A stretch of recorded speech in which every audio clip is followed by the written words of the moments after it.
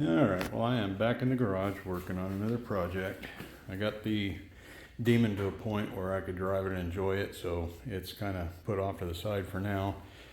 But the first vehicle I ever had was a 1957 Ford F100 short bed, big window cab. And yeah, needless to say, it didn't last long. But being 16 years old, if I wanted to drive something and keep it up, I had to learn how to do it myself, so that's what I did. And it was, unfortunately, the first experiment at an engine rebuild that never ran. So, figured one of these days I was going to buy me another one and kind of do me up a nice one. But this one I bought out of Sierra Vista a long time ago, and wasn't in too bad a shape. It's got some rust. A lot of rust repairs going to have to happen. Actually, this cab's getting replaced, so it's all going to be, the only original sheet metal of this frame will be the bed. But about 7 years ago, I started this project. Went through and put in a Jaguar independent front suspension. Did a rebuild on that. I'm going to have to pull it all back apart anyways to repaint it.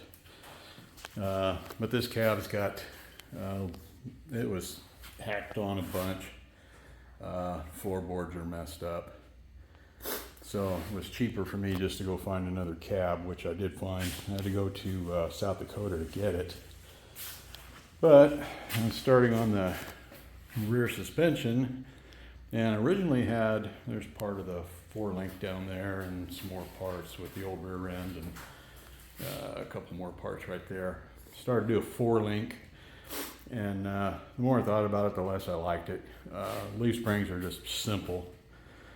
So in the process of putting in all the hangers and stuff, getting the springs put in, I soon found out that the rear rails from that cross member back were all kind of wonky and out of shape. So I've had to put a piece of flat iron on there, pull them together so they're the right width, but they got a little twist in the centers. They're not perfectly straight up and down on both sides. I kind of realized that yesterday.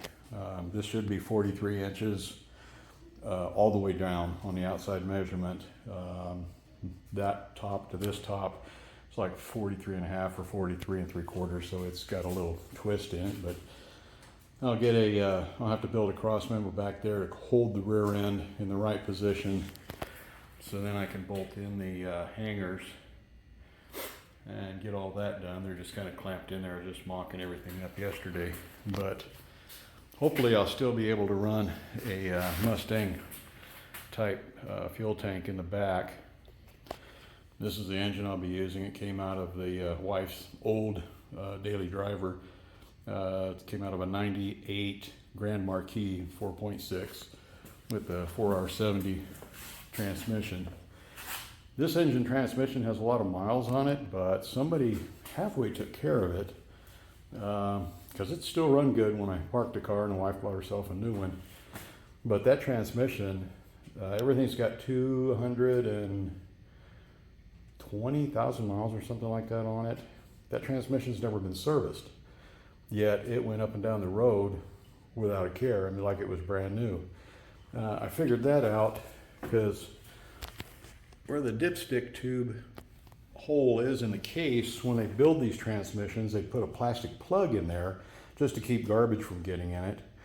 And when they assemble everything, they would just push the dipstick in, it would push that little plug in there. It'd stay there till the first service was done and just throw it away. It wouldn't hurt anything. But the plug was still in the pan when I pulled all this out to drain it when I was taking it out of the car. So that tells me good chance this transmission was just never serviced with 220,000 miles on it. And we bought the car with, gosh, I want to say 160, 170,000, and I never serviced it. But I did all the services on the engine and stuff. The engine still runs good, so it's going in. And I've got a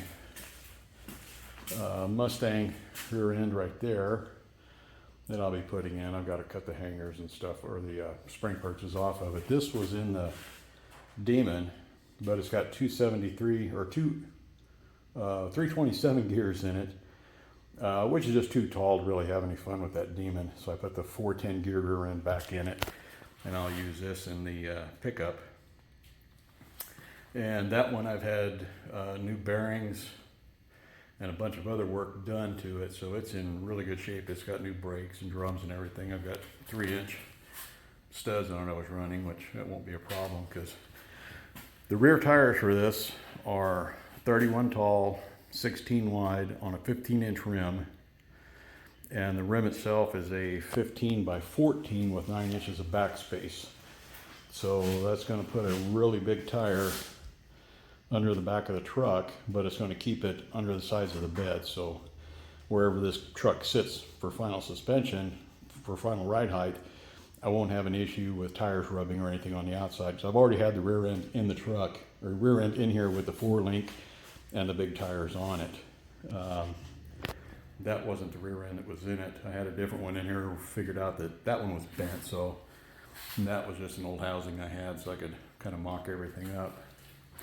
But it's going away. But overall, this cab is just kind of really too far gone to want to mess with. But I am taking this back section off of it with the big window and putting that on the cab of the other truck. And the other truck is a 1958 F600. It was a big 2.5 ton truck. It's the same cab, fender hood, all that stuff, different bed. So this section will get grafted onto it, because you can see that the roof has got some Bondo and it's kind of mangled up. So I'm just not going to mess with it. Then the drip rails. This side's not too bad on the drip rail. The other side's got a bunch of rust and stuff in it. So that'll just stay on this cab, and I'll just use this for parts. But it's got good stainless trim and stuff. A few other parts I'll use off of it. But this Jaguar front suspension, I moved everything forward 1 inch on the center line so it fits in the wheel well better. It looks a lot better. But it's going to come back apart and get cleaned up and repainted. And I've got a lot of old original brackets and stuff. That's the motor mounts I had before. Those are coming back out. And then I've got to take those pieces of the cross member back off of it, clean the frame up, which is going to happen after I get the engine set back in here and get it mounted.